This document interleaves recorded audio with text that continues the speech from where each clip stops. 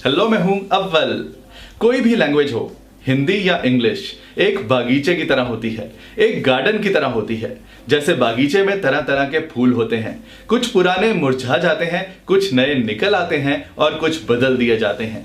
इसी तरह लैंग्वेज में भी, भाषा में भी तरह तरह के वर्ड्स होते हैं। कुछ पुराने वर्ड्स टाइम के साथ निकल जाते हैं और कुछ नए वर्ड्स जोड़ दिए जाते हैं।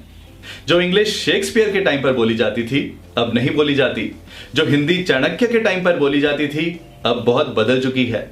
आजकल हिंदी फिल्मों में हीरो हीरोइन को यह नहीं कहता हम आपसे अथाह प्रेम करते हैं, वो कहता है मैं तुमसे बहुत प्यार करता हूं। जो इंग्लिश हमें स्कूल में सिखाई जाती है, वो भी एक फिक्स्ड सिलेबस के मुताबिक होती है, जो कई कई साल बदला ही नहीं जाता। और फिर जब हम जॉब ज्वाइन करते हैं, इंटरनेशनल कंपनीज के साथ काम करते हैं, तो हम देखते हैं कि उनकी इंग्लिश एक अलग ही लेवल की होती है। इसीलिए मैं हमेशा कहता हूं कि इंग्लिश मैगजीन्स को, न्यूज़पेपर्स को, टीवी प्रोग्राम्स को अपनी लाइफ में जरूर रखो, ताकि जब आप जॉब ज्वाइन करो तो आपका बॉस भी कहे ये बंदा मेरे काम का है। इंग्लिश के ऐसे ही 5 मॉडर्न वर्ड्स मैं आज आपको बताने वाला हूं, ताकि आपकी इंग्लिश भी किताबी ना रह जाए, बुकिश ना रह जाए, आप भी मॉडर्न इंग्लिश बोल सको। तो फिर शुरू करें। पहला वर्ड है शू, मतलब डराकर भगा देना। जैसे आपकी बाइक पर कोई बर्ड, कोई चिड़िया बैठ जाए, तो आपको डर होता है कि वो बाइक गंदी ना कर दे, तो आप उसे शू करके उड़ा देते हो। बस यहीं से बना है ये वर्ड शू, मतलब डराकर भगा देना। अब ये वर्ड सिर्फ किसी बर्ड या एनिमल के लिए ही नहीं, किसी भी सिचुएशन में यूज किया जा सकता है। जैसे कि आप हिंदी में कहते हो चल हट, बिल्कुल इसी तरह से। मक्खियों को हटाओ, शू द फ्लाइज। एक मक्खी होती है फ्लाई और मक्खियां होती हैं फ्लाइज। पुलिस भीड़ को दूर भगा देगी, the police will shoo the mob away. दुकानदार ने भिखारी को भगा दिया, the shopkeeper shooed the beggar away. Shoo की पास्ट फॉर्म है शूड, यानी डराकर भगा दिया। Next word. कई बार हम किसी बच्चे के साथ सड़क क्रॉस कर रहे होते हैं और वो बच्चा हमसे पहले ही आगे बढ़ने लगता है, तो हम जोर से चिल्लाते हैं रुको रुको रुको। जब ऐसे एकदम से रुको कहना हो, तो मॉडर्न इंग्लिश में हम कहते हैं वो। ये वर्ड बना कैसे? जब अंग्रेज घुड़सवार, हॉर्स राइडर्स अपने घोड़े को रोकने के लिए उसकी लगाम खींचते हैं, उसकी रेंस खींचते हैं, तो मुंह से बोलते हैं वो। वहां से बना ये वर्ड कि अपनी जुबान को लगाम दो, अपनी हरकतों को लगाम दो, वो।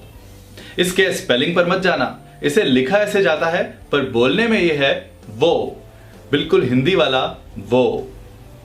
मान लो आप किसी को कुछ बता रहे हो और सामने वाला अपनी बात शुरू कर देता है, तो आप कह सकते हो रुको रुको रुको, मेरी बात अभी खत्म नहीं हुई। वो, I am not finished yet. अगर आपसे कोई चैट कर रहा है और कुछ गलत बात लिखता है जो आपको मंजूर नहीं, तो आप उसे रोक सकते हो, वो, बिहेव योरसेल्फ, रुको, ढंग से पेश आओ। Next word. कई बार हम कोई ऐसी बेवकूफी वाला काम करते हैं कि बाद में हमें खुद ही हंसी आती है।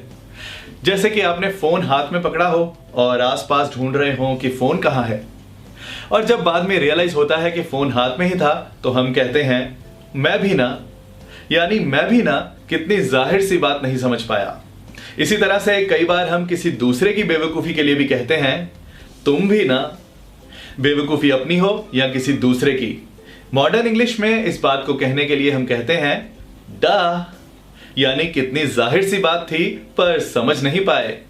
मान लो आपसे कोई कहता है कि हम अमेरिका कैसे जाएंगे, उसके लिए तो वीजा लगता है, तो आप कहते हो तो हम वीजा लगवाएंगे, डा। इसे बोलने में डा बोला जाता है, बिल्कुल वैसे ही जैसे आपको दर्द हो तो आप आ करते हो, वैसे ही डा।